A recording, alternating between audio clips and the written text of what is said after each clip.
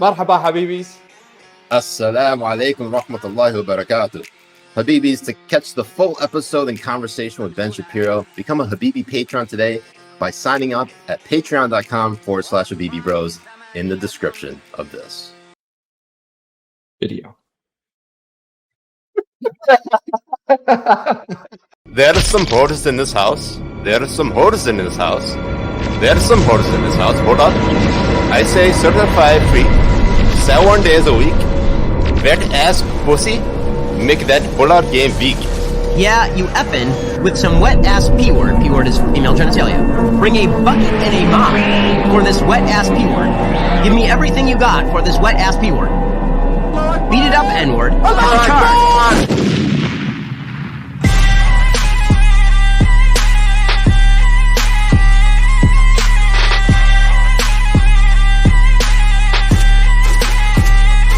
Allahu Akbar.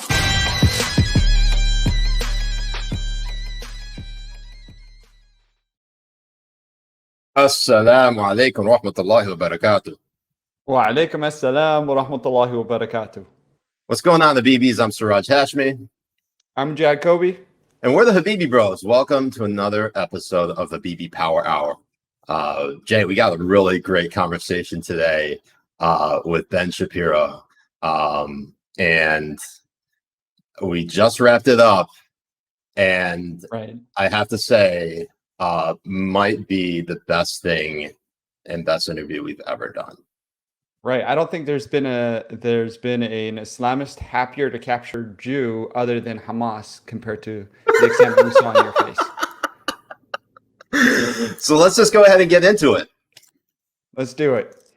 Joining us now is the legendary host, the political commentator, Ben Shapiro. He is the author of The Authoritarian Moment, How the Left Weaponized America's Institutions Against Dissent. And he's also the host of the Ben Shapiro Show on the Daily Wire, also the founder of the Daily Wire.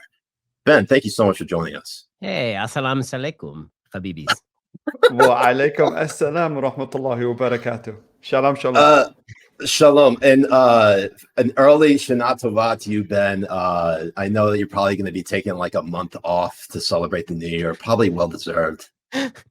Yeah, it's like 2 days next week, and then Yom Kippur is the following week, and then the week after that, 2 days, and the following week, 2 days. This is why I can't take off a day the rest of the year, basically. I know, right? It's so bad. When it falls on the weekend, that's much better. When it falls in the middle of the week, it's a disaster area. Well, this is the first time we actually have the heads of all three major religions joining us. Me, the Siraj, the head of the Islamic faith.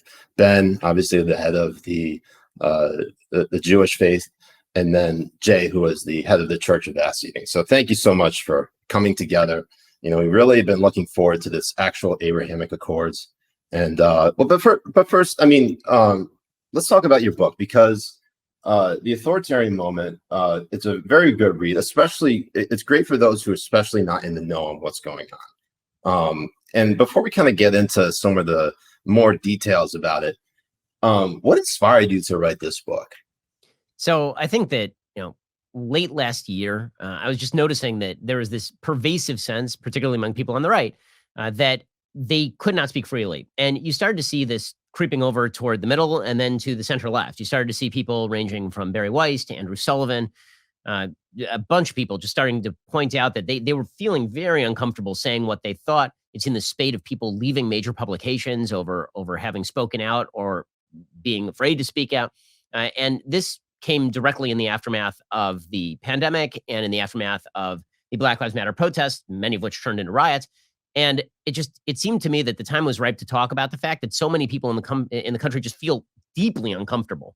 And if you look at the polling data, it's pretty much everybody except for people who consider themselves very ardently to the left tend to feel that they can't speak publicly, freely, and get away with it. And that's a really dangerous place to be. And so, that's sort of what prompted me to start thinking about this. Like, why is it that it feels like all the institutions suddenly are pushing the same message at the same time? And I don't want to be conspiratorial about it because I don't believe in conspiracy theories as a general rule. But at the same time, there was no question that there was sort of this tsunami of like-minded thinking coming from nearly every major institution over the course of the last year and a half minimum. And it was worth, I thought, investigating. Jay? No, it really was, and I think my mom is definitely getting a copy of this book because the way you lay it out very clearly for people on the left to actually see the point of view that you're making is very very informative, and I think it works really well, especially with, like Suraj said, people who are not in the know or who are extremely online, like some people are on Twitter. Yeah, well, I mean, if you're Yeah. in the online world, a lot of the stories that you're going to see in the book, you've probably seen before. But I hope to sort of explore the fundamentals underlying why those stories are happening. So instead of just saying, yeah, here's a bad thing happening at the university level, the book is really more about like, how did the universities get that way? Or instead of just looking at, a blow up that happens over MLB in Georgia, why is it that corporations are created in such a way? Why are they structured in such a way that they're susceptible to pressure to do this sort of stuff? And so I tried to sort of get a little bit under the hood as to how these institutions historically got the way that they are right now, and also why the incentive structure continues to push them to be this way. Yeah, there's for your book came out in late July, and it's also available on audiobook. I actually happened to both read and listen to the audiobook because, let's be honest, man, I cannot really read the book in any other voice besides your own. And so I was like, I gotta at least listen to the audiobook as I'm reading this. And then I hear Ben break into both Trump and Biden impressions in the middle of the reading of the audiobook. I'm like, this guy's really good with his impressions. Like, where does this even come from? Yeah, I've been there's somewhere you just listen to people, talk for long enough, and if you do this professionally, you find yourself speaking in their voice bizarrely. Yeah. I will tell you that my daughter, who's 7, does a pretty good Trump. Yeah, her favorite is like a dog. She'll just walk around, and every time she's a dog, she'll be like, "That it's a dog. Looks like a dog." And So Ben, Ben, there's certain ones that are pretty good. There's certain ones that suck. My Bernie was pretty good for a while. I had a pretty good Jerry Brown. I miss doing my Chris Matthews. I used to do a fabulous Chris Matthews because it was all stream of consciousness insanity. And now I can't do that anymore because it's not relevant. So every so often I'll break that out, but it's pretty rare. My Obama, actually, I feel like my Obama's underrated because I break out in Obama. The Obama actually is really good. It's a good cadence. But my question for you is, who does the best Ben Shapiro impression?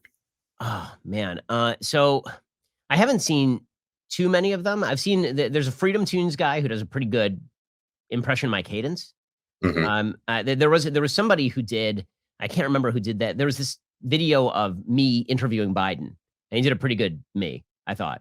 But it's hard because when you hear your own voice in your head all the time because you're the one talking, your voice doesn't even sound like your voice, right? When you hear a recording played back to you, it's different being played back to you than it is how it sounds in your head. Like believe it or not, my voice sounds deep, masculine, and mellifluous in my own ears.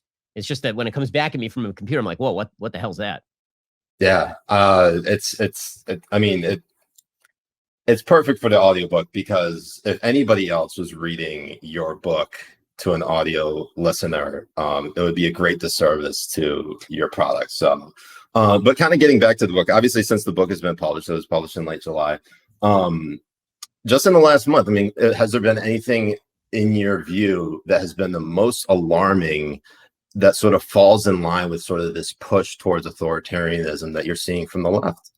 I mean, on a governmental level, obviously, I think the continued focus on lockdowns and mandates and all of that, I find that super alarming because, again, I just don't know what the end point is for any of the public health policy that's being made. And there's a chapter in the book on public health and how the public health establishment has sort of gotten used to speaking outside of its purview and how a lot of what they're talking is politics now. And when it comes to COVID, I really feel like that's pretty solidly the case at this point. Now, I've been very pro-vax all the way along.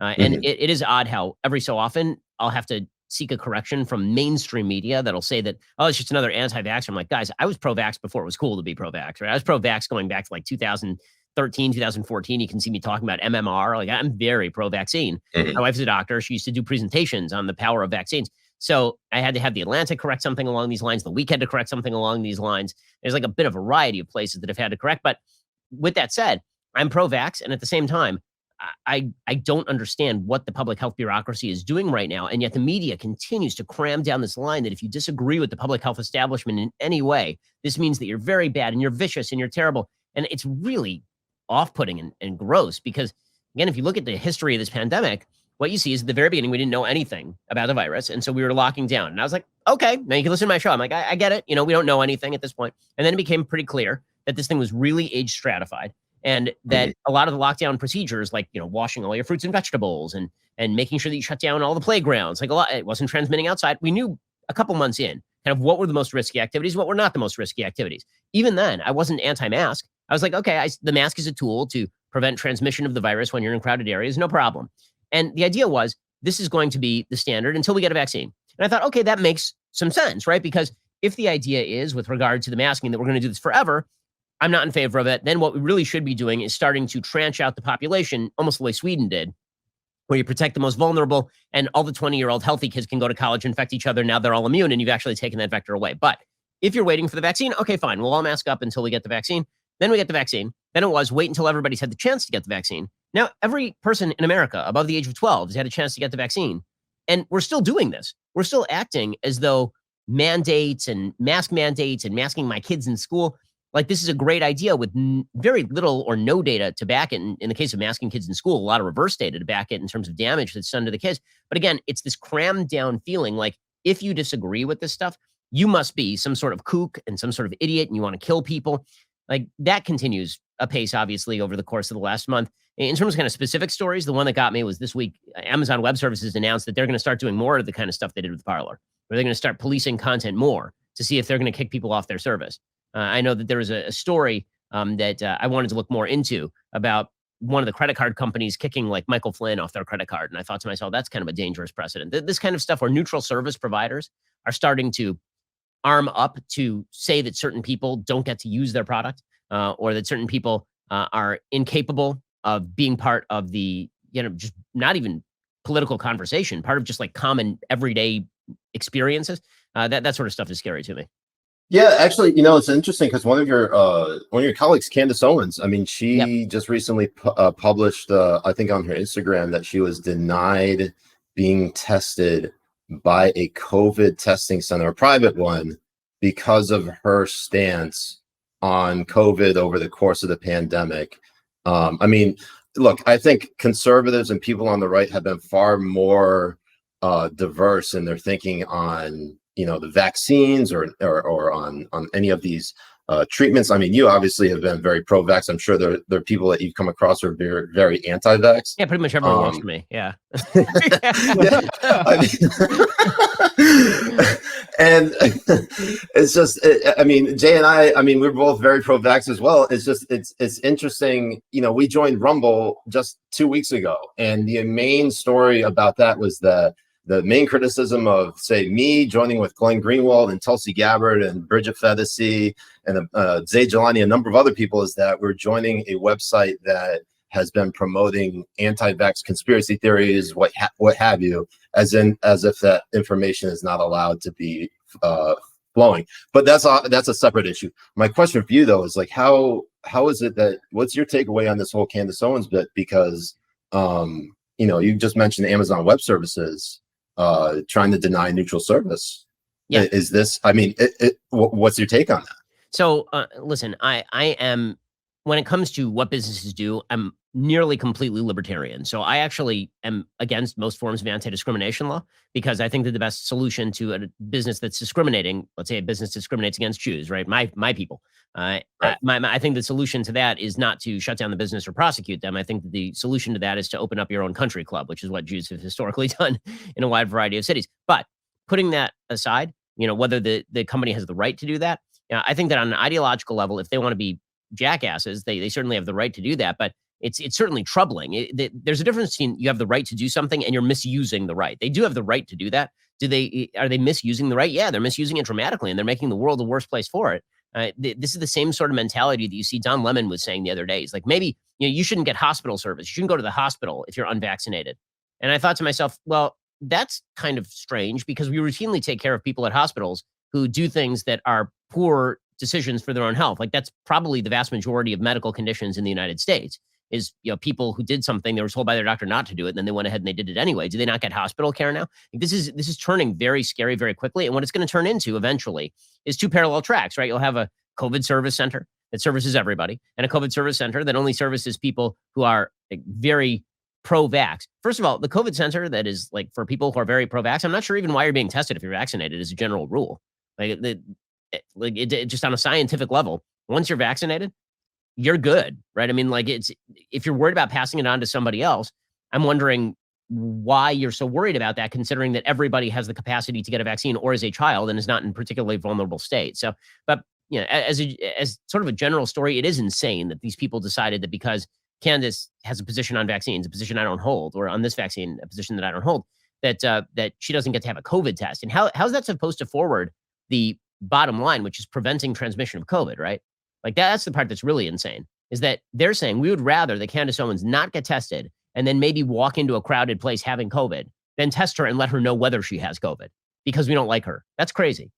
Yeah, it's almost like the prospect or sort of like the practice of when someone is arrested and charged with a crime, but they need medical care.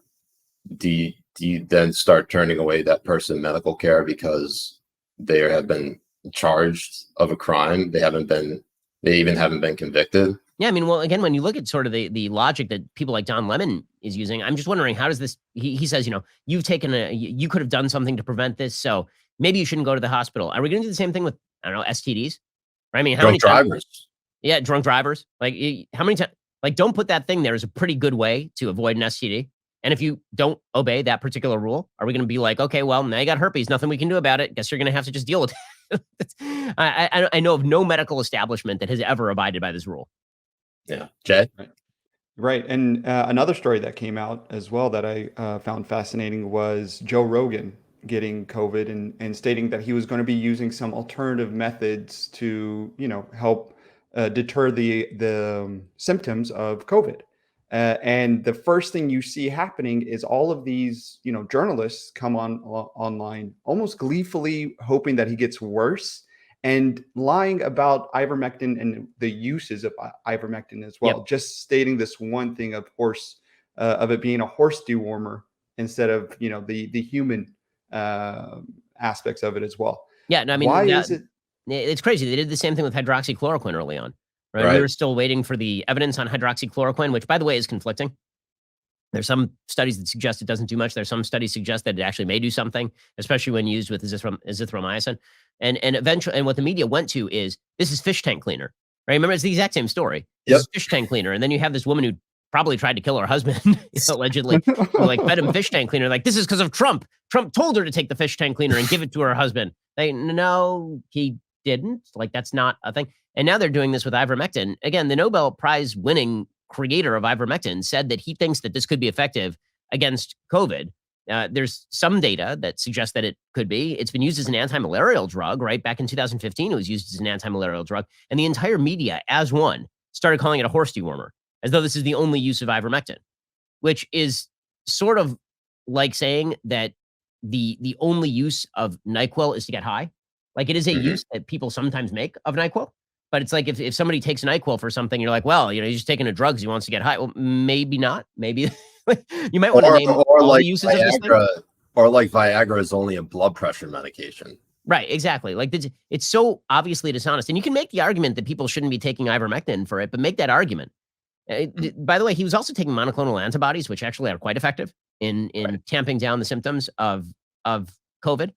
And again, like there's this feeling like, what's amazing about this too is that there's this belief system out there on the left that even, like, let's say that I were to get COVID tomorrow, right? I've said that I'm vaccinated, so I'm really not worried about it. Now, that doesn't mean that I couldn't be the one rare guy, statistically speaking, who gets a serious case that's breakthrough, right? It's super duper rare. It's like on the order, like dying from COVID after you've had one of the vaccines is basically on the order of being struck by lightning. But you could be that guy, right? It could, the roulette wheel could come up with your name on it. But if that happened to me, because I've said that I think post-vaccination, this whole mask regime is idiotic and everybody's had the chance to protect themselves, then there would be a bunch of gleeful headlines. If he had just worn a mask, then he wouldn't have gotten COVID. Well, the vaccine is way the hell more protective than the mask. And beyond that, like, I made a choice. I've borne the consequences of that choice. I'm not sure why that's mockable. Like in no other health situation does anyone treat this stuff as mockable. But again, this is, I think, become it's almost like a pagan worship thing. It's like, if you do what the public health authorities tell you, God will bless you. The virus will bless you, right? During last year, when we were being told that if you went and you protested lockdown, this is super dangerous for you, right? It was going to be a super spreader event. You were going to go, you were going to spit on somebody, they were going to spit on somebody, and suddenly 100,000 people are going to have COVID because you were upset that Gretchen Whitmer in Michigan shut down everything. That was really bad. But if you were twerking for George Floyd in any major city, 16 to 25 million people out in the streets for the George Floyd protests, then we were told by the public health officials that something good was being done, right? Because racism was a public health issue. It's like, well, I don't know. You want to know why people have not vaccinated at the rates that folks on the left would want them to vaccinate, or that I would want them to vaccinate? It's because there is no institutional trust. And two things can be true at once. One, you should probably get the vaccine. Two, the institutional distrust is entirely justified. Yeah, I mean, Ben, just putting on the tinfoil hat for just a second, if we can indulge for just a moment, do you think there's an incentive for maybe not just the left, but at least the powers that be, the establishment, if you will, have an incentive to prolong the pandemic as long as possible? I mean, I think that they got caught in a box of their own making here a little bit. And I think that they basically have suggested that government was the solution to COVID. And government is not the solution to COVID. Nothing is the solution to COVID except the vaccines, right? That's the only solution to COVID. And so now, this is what Joe Biden said, right? He said, I'm not going to kill the economy. I'm not going to stop the economy. I'm going to stop the virus. Well, no, you're not, because you're not Superman and you can't laser it away. So you're not going to, because nobody could, right? Australia tried to, and now they have an outbreak over there and they're treating everybody like it's a dystopian Fahrenheit 451 society with the hound chasing down Montauk on the streets of Sydney. It's unbelievable. The left said to itself, power of government can do anything. It can save your life. It can protect you from everything. It can pay all of your bills for a year, maybe forever.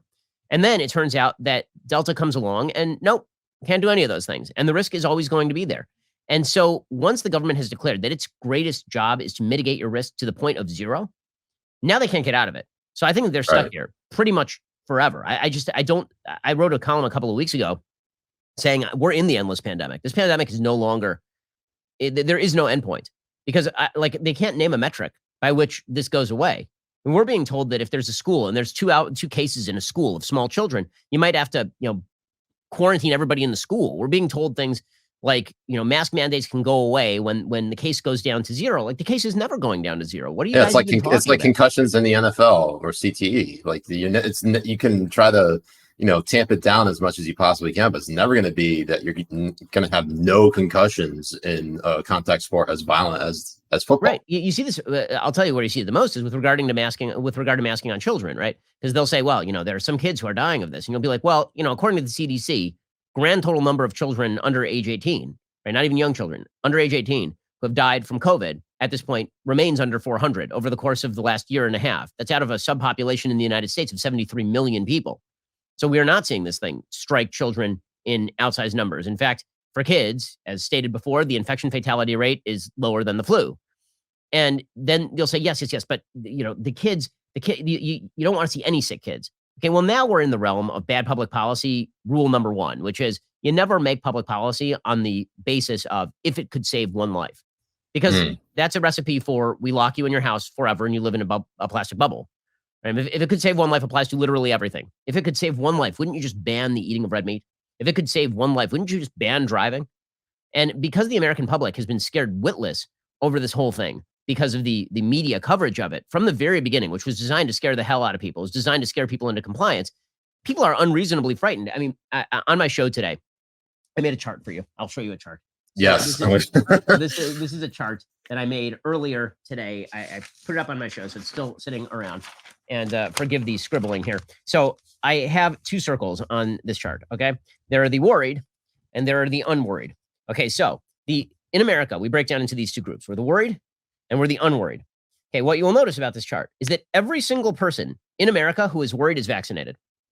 Every single one. If you talk to anyone who is worried about COVID, they are all vaccinated. That's why they got vaccinated, because they're worried, but they remain worried. And then there's the other group of people, the unvaccinated, right? The unvaccinated, the unworried. The unworried tiny percentage of those people are vaccinated, right? Like me, I'm vaccinated and now I'm not worried. I was worried before I was vaccinated. Now I'm vaccinated and I'm in the unworried category. But the vast bulk of people who are unworried in the United States are the unvaccinated, right? So you've got, it should be completely the reverse. It should be that if you're vaccinated, you're unworried. And if you're unvaccinated, you're worried. But that's not how it works at all. And so because this is the situation, because none of your public policy prescriptions are going to do a damn bit of good, because everybody who is unworried is unvaccinated. And in the meantime, everybody who is vaccinated remain, like a huge percentage of those people remain deeply, deeply worried. I'm talking about people in my family or people I know, people who are double vaxxed and they'll be like walking around wearing a mask. I'm like, what are you doing? Not to protect other people because they're afraid they'll infect them or something, because they themselves are thinking, well, what if I get a breakthrough case? And it's like, well, if you get a breakthrough case, it'll be mild. But then you look at the Washington Post, and the Washington Post ran a story yesterday saying, well, you know, some of those breakthrough cases are pretty serious. By pretty serious, they mean you felt sick for a week, which used to be called just getting a flu pretty much every year. Yeah. Jay, so Jay actually lives in California, and there was actually, I mean, Ben, you left California yeah, man, get out. years ago. Get out, I'll get So Jay, I mean, I'll toss this over to you because you are obviously in the thick of it. Right. I mean, there's talk about mass mandates coming back, lockdowns coming back, and to your point where they were saying like at least it saves one life. They're not talking about the repercussions that happen outside of what those policies can do. The economic repercussions, people being home and depressed, the anxiety people are feeling going through the roof, people losing their jobs. None of that comes into play because they're just saying at least it saves one life. So what can you say that outweighs at least it saves one life? I mean, this is why single factor analysis is garbage. Right? Anytime somebody tells you they have the single explanatory factor or the singular goal of a policy, it's a bad policy. So if the idea here is, you know, if it saves one life, we will keep everybody in their home, blow out the economy, destroy the economy, spend $7 trillion every single year from now until the end of the United States, which if we continued spending at that rate would be about 5 years from now. That's bad policy. I mean, I was pointing out today that there are a bunch of people who are very upset today because the Joe Biden economy has been kind of certainly very bumpy. The August jobs report came in like 2/3 below what it was supposed to come in at. And people are like, oh, this is Delta. If only those unvaccinated would get vaccinated. And I said, like, yeah, but it's not about the unvaccinated. It's about the public policy. These are two separate questions, right? You could have a pandemic and a pretty strong economy at the same time. That's been happening in a lot of red states, you may have noticed. In fact, of the top 10 states in terms of best unemployment rates, 9 of the top 10 are red. The only outlier is Vermont, which has 7 people. Right? And if you look at the bottom of the chart in terms of unemployment rate, of the bottom 10 places, like nine states plus DC, I believe all 10 of them are blue. So that means that policy has a lot more to do with this than anything else. There's also something else that's happened here, which it is indicative of a broader stupidity that happens in politics. There's a lot of stuff that we do in our daily life that we take for granted and don't really think about. It's just normal stuff that we do. And if somebody asked you why you do that or why it's important, it would take you a minute to think about it because it's so patently obvious that it's important that you've never really thought about it. So a perfect example of this would be like breathing without a mask over your face. If somebody had asked you 3 years ago, why aren't you wearing a mask around? You'd be like, because why would I? Right? Because I like breathing. I like air. I like seeing other people's faces. I think it's important for me and my family and my kids to be able to see my face. I think that how else am I supposed to read facial expressions? Now the left will be like, well, why don't you just mask up forever?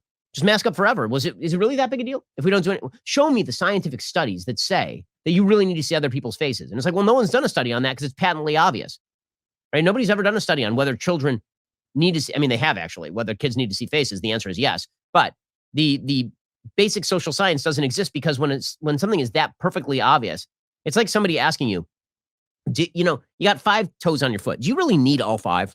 Like if we just got rid of your pinky toe, would that like be a serious problem? You probably never thought about it. Truth is, your pinky toe is probably some sort of evolutionary hangover, but you'd be like, why, what now?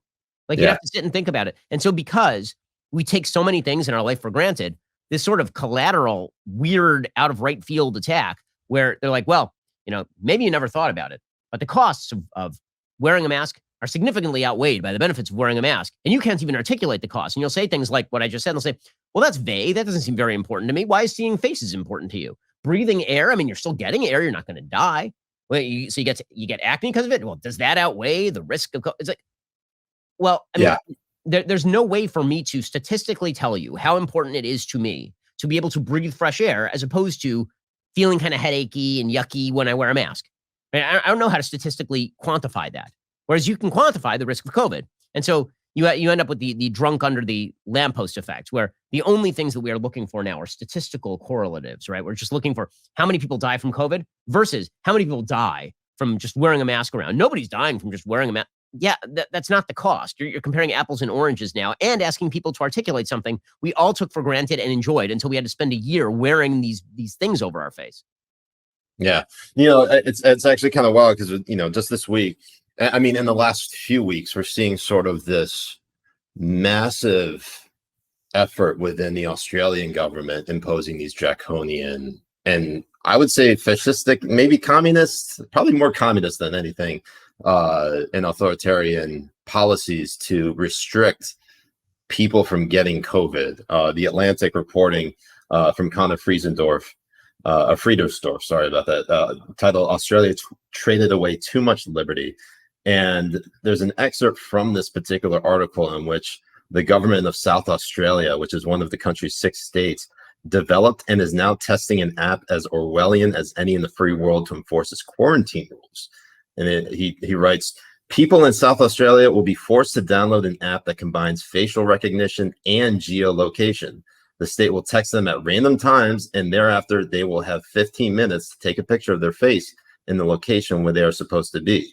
Should they fail, the local police department will be sent to follow up in person.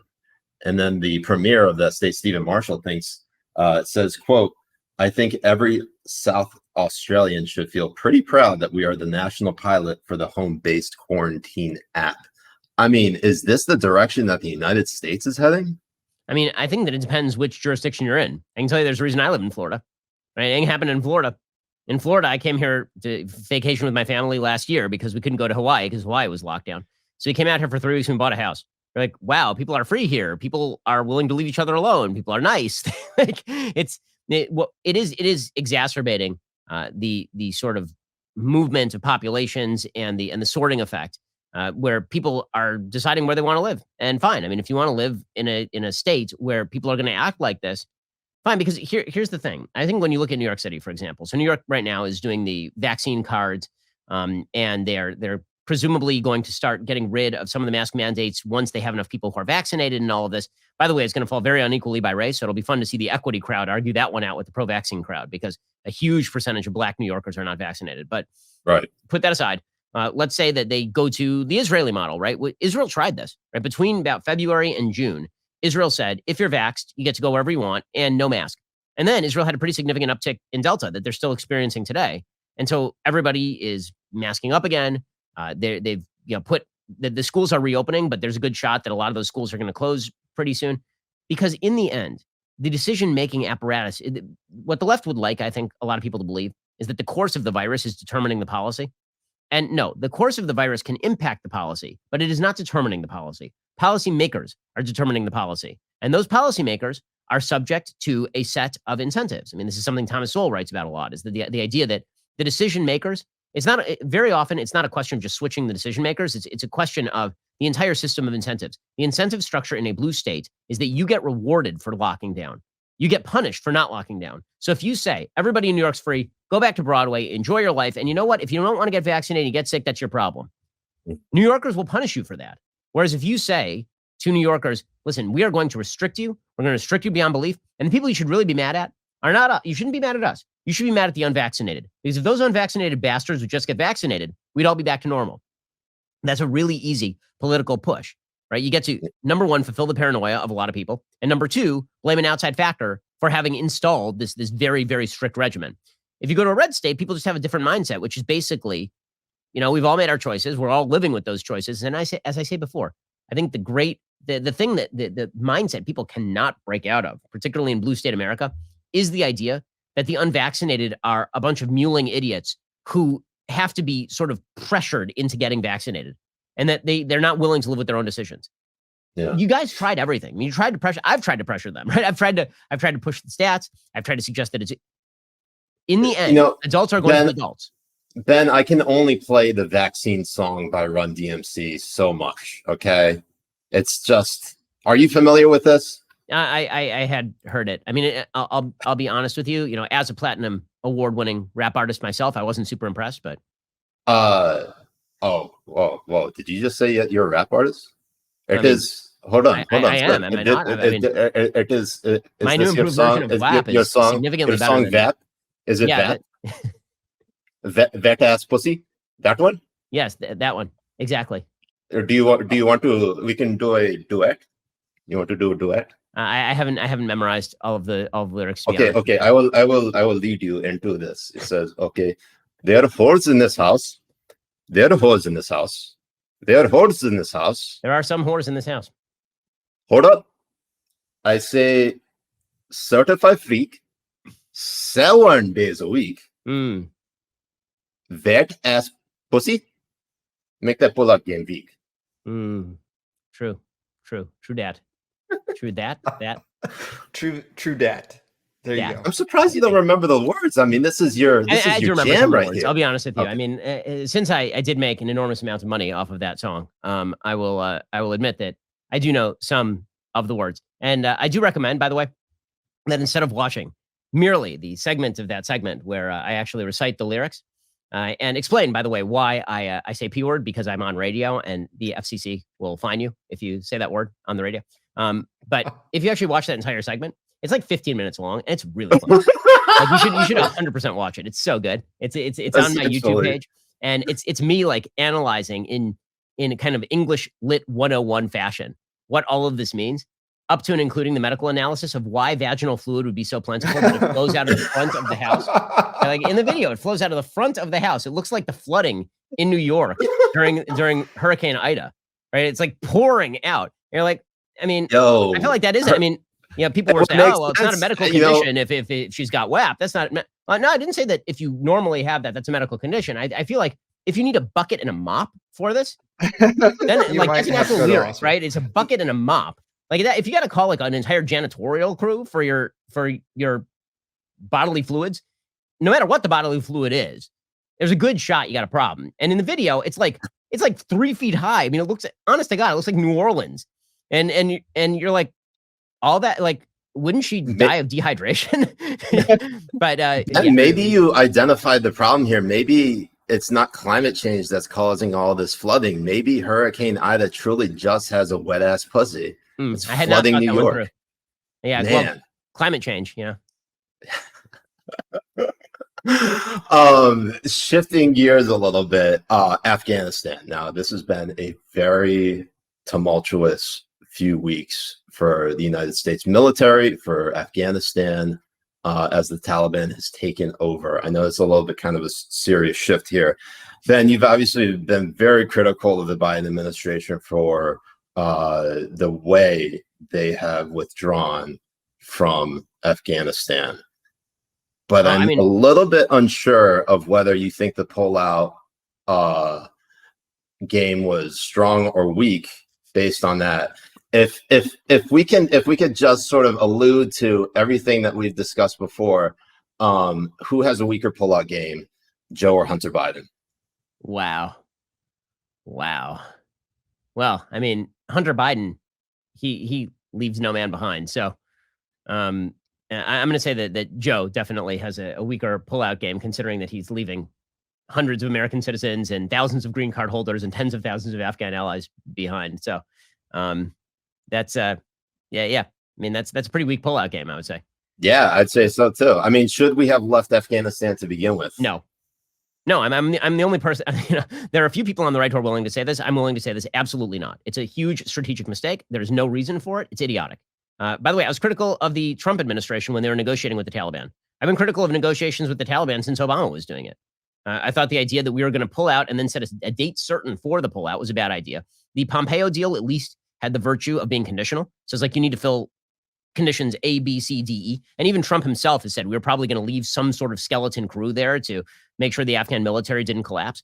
But the idea of pulling out, when you're talking about maintaining a force of maybe 2,000 to 3,000 troops with zero combat casualties since February 2020, at a spending level about $70 billion a year, which represents maybe 0.1% of the federal budget every year, this was or 0.5% of the federal budget every year. This is vital and necessary. Why? What was the definite strategic necessity? And when people say things like, well, it was an endless war, I don't see why that was any more of an endless war than the fact that we've got, 28,000 troops stationed in South Korea, or 33,000 troops stationed in Japan, or 20,000 troops stationed in Germany, or 6,000 troops stationed in Italy, or the fact that we have 3,000 troops stationed in Qatar. By the time we pulled out of Afghanistan, I believe, was rated the number 9 country where we had troops. So the notion that this was like, everybody has in their head the picture of Afghanistan circa 2009, right? Mm-hmm. Where it's like a firefight every single day, and we've got tens of thousands of troops on the ground, and our guys are coming back in body bags. Since 2014, since Obama radically redefined the mission and withdrew a huge number of troops, the number of Americans who had died every year in that war was, on average, somewhere in the teens. Right? In the last year and a half, you had a much better. Whoa, hold on, Ben. Am I hearing this right? Are you praising Obama for something? I mean, what I am saying is that I think that the Obama strategy of surging, I think he made the surge less useful than it could have been, because he gave Petraeus fewer troops than Petraeus wanted, and he announced a date to pull out. So that kind of stymied that. But the shift back to a counterterrorism mission and putting the Afghan military first and foremost was not a bad move by Obama. Yeah. Okay. And I think there was wide bipartisan support for it, by the way. I recently interviewed Condi Rice, and she said the same thing. So, the notion that we had to shift to a backup role and the Afghan military would take the foreground, there's pretty consistent bipartisan support for that. And by the way, the Afghan military did take the foreground, and Joe Biden saying that they're cowards is pretty damn disgusting, considering they took 50,000 dead since 2015. 50,000. The United States took fewer than 100 casualties since 2015. The Afghan military took 50,000, and over the course of this war, 69,000, which I know you guys love that number, but that's nice. But not nice. Not nice. Very bad. Not nice, but the number itself, okay. The context, very bad. The 69,000 troops, Afghan military members died. So this notion that they just kind of picked up and ran, the reason that they picked up and ran is because we totally removed all close air support. Their entire military was built around close air support by the United States. We even told them they couldn't have American military contractors. By the way, you can see this in the ridiculous phone call that Joe Biden held with Ghani near the end of July, where Ghani's like, you guys are withdrawing our close air support. And Biden's like, no, we're going to leave the close air support. And at the end, he's like, well, maybe we'll take away the close air support.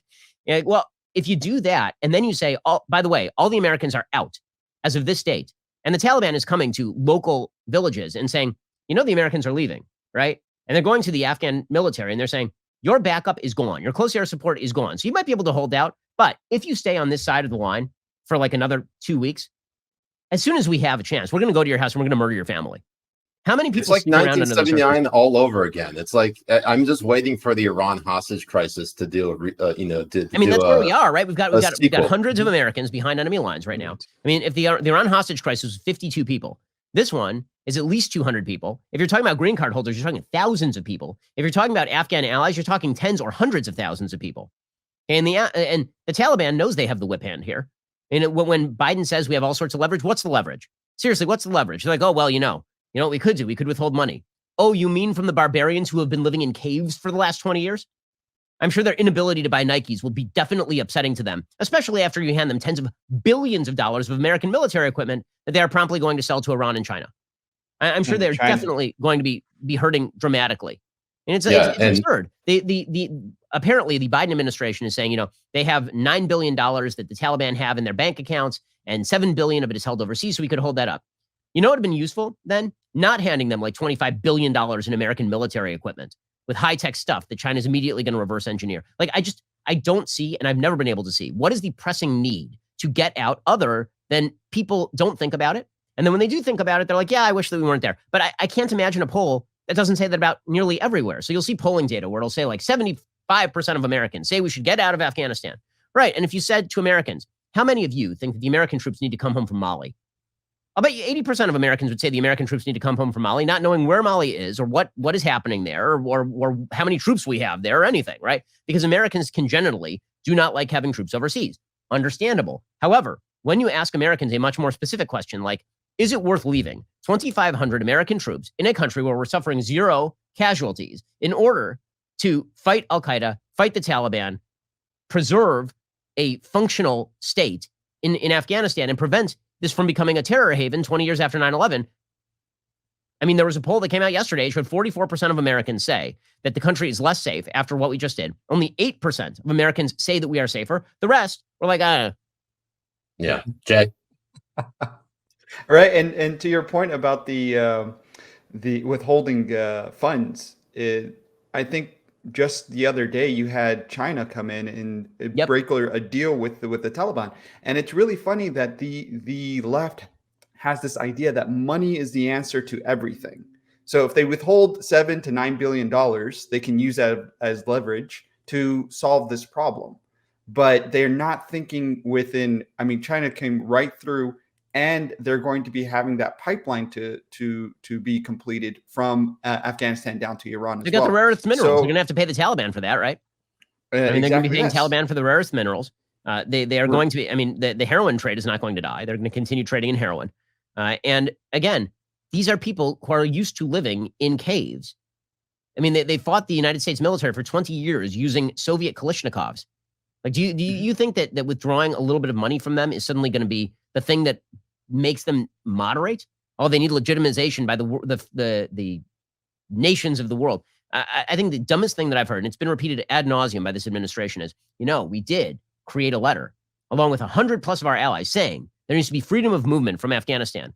And nobody in the media has asked them, Russia and China didn't sign that letter. The UN Security Council resolution that they keep touting, we passed a UN Security Council. First of all, screw the UN. The UN is garbage. It's literally Team America, Team America World Police all over again. It's Hans Blix. It's Hans Blix, right? Exactly. Hans Blix sending a strongly worded letter to Kim Jong-il. Exactly. It's exactly that. The UN Security Council resolution, that one was abstained from by both China and Russia.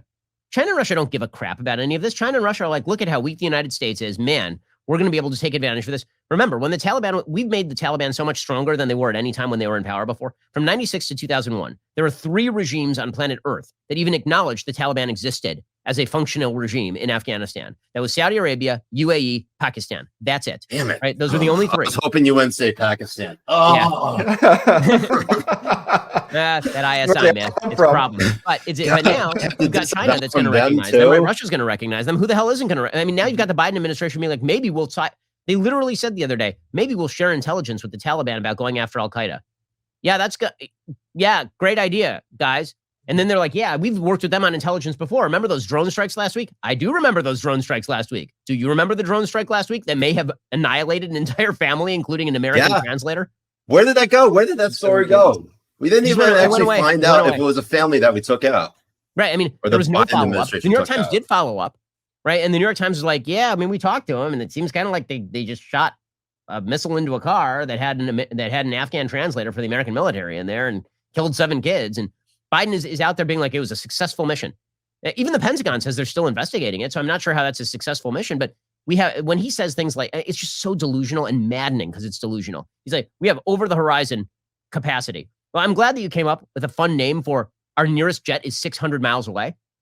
But that's not like over the horizon capacity.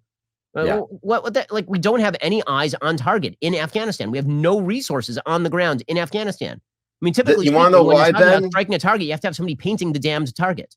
Yeah, you want to know why we have no resources in Afghanistan? It's because Biden's going to invade Texas after this abortion bill was put into place, and it's now law. When are we invading Texas, Ben? Well, I mean, it is like The Handmaid's Tale. I've been informed by everyone in the media, including Elizabeth Warren and Joy Reid, that this is just like the restoration of The Handmaid's Tale. It was fun to watch Elizabeth Warren, who ran for president and is, last I checked, a self-identified woman, and sits in the United States Senate, speak with Joy Reid, who's paid millions of dollars to say nonsensical things and tweet even more nonsensical things, sit on national television and discuss how America is just like The Handmaid's Tale. It is exactly like The Handmaid's Tale, except for not at all being like The Handmaid's Tale. So that's the fact that they call it the Texas Taliban. I mean, kind of insulting a little, and laced with a little bit of Islamophobia. As the head of the Islamic religion, I got to say that. I mean, I also have a literally Islamophobia. I mean, honestly, Texas wishes it were the Taliban, because if it were the Taliban, the Biden administration would be shipping them billions of dollars of weaponry and then leaving them alone. And we all know how Texas loves their guns. They do. They do. That's true. Actually, interestingly enough, and I forgot this point because, everything that happened with Benghazi almost a decade ago, that was almost the front for running guns to Syria. And the thought occurred to me that maybe this was the Biden administration's attempt to arm the Taliban to fight ISIS. Who would have thunk it, right? Yeah, I mean, maybe. I mean, who knows? I think that the Biden administration has a very delusional idea when it comes to it's sort of, State Department ideology that's, well, all these terrorist groups, they really hate each other. They hate each other so much. They hate each other more than they hate us. Nope. That'd be a no on that. Yeah. They do hate each other, but they don't hate each other more than they hate us. I mean, right. that's they band together. Absolutely. Yeah, I mean, if there's one thing that can bring all the terrorist groups of the world together, if there's one thing that can, make them all sing in harmony, it's hatred for the United States. I really don't think it's just like the factions within the West Bank and Gaza that they absolutely hate each other, but when it's against Israel, they all band together. 100%, right? You'll have. By the way, something the media will not report on: the PA and Hamas literally murdering each other in the streets of Gaza. Right? Like hundreds of people have died over the course of the last couple of years in these running gun battles in Gaza because the PA has not wanted Gaza to become Hamasistan, and Hamas wants it to be Hamasistan. And the PA is afraid that if they don't stifle Hamas in Gaza, then Hamas will take over the West Bank as well. And that's completely unreported. But you're exactly right. The minute that Hamas starts firing rockets into Israel, then all of a sudden it's solidarity. It's pretty impressive. Yeah. Jay, real quick, before we get to some of the questions from our top subscribers, just a little bit on the California recall. You want to pose this one, Jay? Right. I'm hoping that we're going to see him get recalled. I have my doubts on what's happening, but it's really refreshing to see the fear in the eyes of the Democratic establishment here in California, especially because of how iron rule they had here for, I don't know, decades. To see them like actually shaking their boots that this could happen. And it's really funny. And I think insulting to a lot of disgruntled voters here that they don't want to listen to the liberals who also have problems with Newsom by just saying the Republican recall or these are Republicans doing this, because if it's millions upon millions of people, there are going to be some people on the left that are not going to want this recall to happen because they don't like the policies you're putting in place. I think the dead giveaway there, by the way, is that when you see what Newsom is campaigning on, he's actually acknowledging a lot of the problems the state has had that he wouldn't acknowledge before. So you're seeing videos of him like under freeway overpasses cleaning up trash. And when I was living there, which was up until last year, then and for my entire life prior to that, we've been complaining in LA about homelessness and the destruction of livability of the major cities for 10 years. And the Democratic administrations basically just kept ignoring it and ignoring it and ignoring it. Well, now all of a sudden, Gavin Newsom was taking that seriously. That's not because he was getting crap from right wingers. That's because he was getting crap from everyone. Right. And the same thing is true in terms of California wildfire management, which is garbage, and California water management, which is even more garbage. I'm old enough to remember when Jerry Brown was governor and we were talking about how he wasn't building enough reservoirs. That was like 10 years ago. Gavin Newsom was lieutenant governor at that point. Why didn't he build any of these reservoirs? And so, the polls seem like they're cutting against the recall at this point, but you're right that it's fun to watch Gavin Newsom, who is a human Ken doll, try to figure out why people hate him now. Yeah, it's pretty insane because I actually do have I do think, given what we've seen over the past year with the Cuomo fallout, that Gavin Newsom really is on the chopping block, and I think it's going to happen. Man, you're melting God's ears. I hope so. That'd be great. Yeah. Also, Larry Elder as governor would just be hysterically funny. I know it would be. Maybe the best. I mean, the fact that Andrew Kaczynski, shout out to K-File, he brought up these old clips of Larry Elder as the judge of, like, I think it was morality court. Oh, it's the best. Yeah. Moral and they're court. awesome. It's good stuff, man. That's it. Yeah. Larry. I've known Larry since I was like 16 years old. He's the first radio show I ever did. And Larry's hysterical. If you want the single best Larry Elder bit of all time, I believe it lives on YouTube. I know he has it up at his website. And it was the day after Johnny Cochran's closing argument in the OJ trial. And he did like a 7-minute riff where he just imitated Johnny Cochran for like 7 minutes. And it is so good. It's so good that I used to have it on tape and we would play it at parties. It's that good. We'll have to go check it out. We only got a few more minutes left, and I want to get some of our audience questions in that were sent in. Joshin asks, given the U.S. is an unreliable ally, Do you expect to see the countries who signed the Abraham Accords continuing to build on that foundation? Yeah, I do. I mean, I think that you've seen this. The UAE is consistently tweeting about how they now have an ambassador in Israel. I know the Saudi government, like I actually know some members of the Saudi government and or have met them, and they are very clear about the fact that they would really like to normalize relations with Israel. Bahrain obviously has normalized relations with Israel. Morocco has normalized relations with Israel. I think that the Biden administration is actually they're continuing what Obama did. The Abraham Accords are, Trump gets a lot of credit for them, but the actual creator of the Abraham Accords is Obama, because Obama decided he was going to sort of back Iran in the regional power rebalancing. And all of the other states there were like, hold up a second. Maybe we need to start thinking a little bit differently about our own security and start thinking about how we grow economically. And they looked at Israel and they were like, yeah, that's not a bad deal. Like maybe what if we just like recognize that they exist, then we could have relations with the single most powerful economic high-tech player in the region with the best military in the region against Iran. Like it was a ground shift. And I think that ground shift is going to continue. And I think it's actually going to be in many ways exacerbated by the fact that the Biden administration is being so wishy-washy with Iran. Because if you're Saudi or if you're Bahrain or if you're UAE, you're seeing the Biden administration making overtures to Iran, and Iran is meanwhile developing nuclear material. Like, we better have some allies here. And the guys with the really good Air Force might be some people to know. Yeah. Joe Beebe asks, what are Ben's thoughts on the intellectual dark web, and how has his views changed given the way the many ways people associated have changed their views, courted controversy, or distanced themselves from it in the years since it was coined and gained some traction? So, I mean, I think that originally the sort of IDW idea was pretty simple, which was we're all inside the Overton window. We're friends and we talk to each other. That's it. That was the entire thing, right? I mean, it was I'll do a podcast with Sam Harris. He'll do a podcast with me. I'll do one with Eric Weinstein. He'll do one with me. We'll all hang out with Dave Rubin. We'll all hang out with Joe, right? And it's been interesting to see who was willing to keep that going as time went on.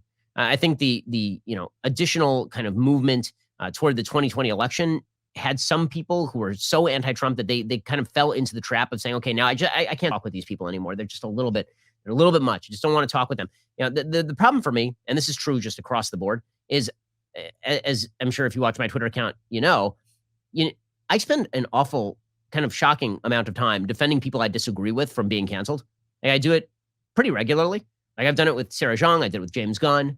I did with Matt Iglesias, right? Like, I do it pretty much all the time. Pretty like people I think are truly garbage, like Nathan Robinson. Like there are a bunch of people who I think, the notion that you should lose your career for a particular point of view is pretty silly unless you're almost overtly a Nazi and you are in the business of political commentary. The Overton window should be broad so we can have good conversations. But that takes less. I would say this: it takes a little bit less courage on the right than on the left. A while ago, I had a conversation with a guy who's a very, very big podcaster on the left, and we were talking this before the 18 election. I said we should do an election special. You have a huge show. I have a huge show. We do a crossover. It would do huge business. My people would love it. It would be super fun. And he was like, "Yeah, your people would love it. My people would murder me." Yeah, I think you mentioned it. You mentioned it in your book, in the Authoritarian Moment. Exactly. And that it was kind of a crystallizing moment for me. Not because I didn't know that, but because they know it. Right? And because they know it, that changes the incentive structure for them. So I think that's some of what happened to the IDW. There are certain people who sort of maintain that profile where they'll talk to anybody like Joe. And then there are certain people who, I think won't and have kind of fallen away a little bit. But I think it's a little bit overstated, right? I mean, we were never like, I think the notion that like everybody sort of fell apart, that's not true. I mean, like, I still talk with Jordan. I still talk with Dave. I still talk with Joe. I still talk with Eric. I still talk with Michael Shermer, like pretty much everybody Christina Hoff Summer, like anybody who's kind of associated at the beginning with the IDW. I'm still pretty friendly with all of those people. I think only a couple of them have really and mainly the people who are more pressured from the left have started to fall away. Yeah, I mean, it's almost like if you do any collaboration or public work with anyone on the left, it has to be them treating you with absolute hostility and animosity and owning you because, showing you any form of respect or civility is just completely out of the equation. It's pretty sad. We actually have a question from Faye Beebe. She writes, "Am curious, as a fellow Orthodox Jew, if Ben ever gets negative feedback from his community, parents of his kids or of his kids' friends about his job." No. So this is the nice thing about being Orthodox. The Orthodox vote like 80-20 Republican. So It's funny. I got this question one time. It was right after Sarah Huckabee Sanders had been kicked out of a restaurant for the sin of being Sarah Huckabee Sanders. And I was on Fox with Martha McCallum, and she's like, Ben, you're pretty well known. Does that ever happen to you? It's like, I eat kosher. When I go there, people pay my tab. Right? Like that's it. I'm generally like my religious community tends to be like most religious communities, more right leaning. And so I've really not had that experience too much. There are, certain circumstances where people have come up to me, but they're generally not in my community. It's like one time I was in Sacramento and some lady came up to me, and she was like, I was holding my daughter at the time, so it was really nice. She walked up and she's like, "How do you sleep at night?" That's when I first broke out the "on a giant pile of money" line, which I have since reused.